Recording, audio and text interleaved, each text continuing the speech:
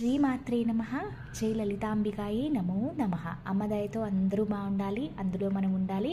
అందరికీ మహాశివరాత్రి శుభాకాంక్షలండి. ఈరోజు శివయ్య రోజు కాబట్టి ఆయనకి ఎంతో ప్రియమైన లలితమ్మ గురించి 54వ శ్లోకంలో ఏం చెప్తున్నారో మనందరం చక్కగా తెలుసుకుందాం.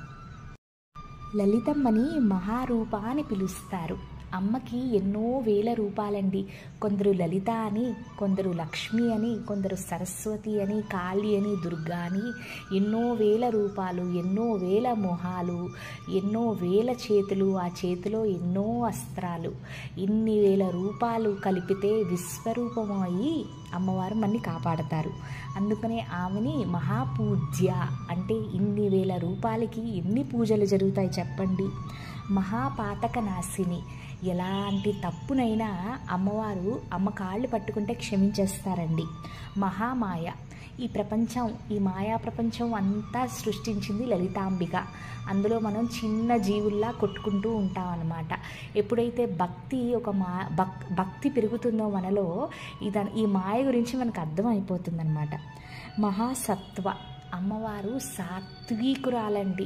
చాలా సాత్వికంగా, ప్రశాంతంగా, కరుణామయిలా ఉంటారు. ప్రపంచంలో అన్నింటికన్నా అతి శక్తివంతమైన రూపం లలితమ్మ అండి. ఆమె మూలశక్తి. ఆమె అందరికీ శక్తి పంచుతారు, కానీ ఆమె కన్నా పెద్ద శక్తి ఎవరూ లేదు. అందుకని అమ్మని మహాశక్తి అంటారు. మహారథి, అమ్మ కరుణామయండి. మనము గుడికి వెళ్ళినా లేదా అమ్మవారి ఫోటో చూసినా మనం మురిసిపోతాం, అమ్మ ఎంత బాగుంది అని.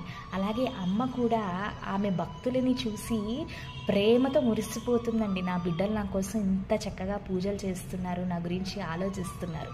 కాకపోతే మనం చేసేది మనకి తెలుస్తుంది, కానీ అమ్మ కరుణ మనము చూడలేమండి. కానీ అమ్మ ఎప్పుడూ ఎల్లవేళలా మనని ప్రేమిస్తూనే ఉంటారు. ఇదండి 54వ శ్లోకం తాలూకు అర్థం.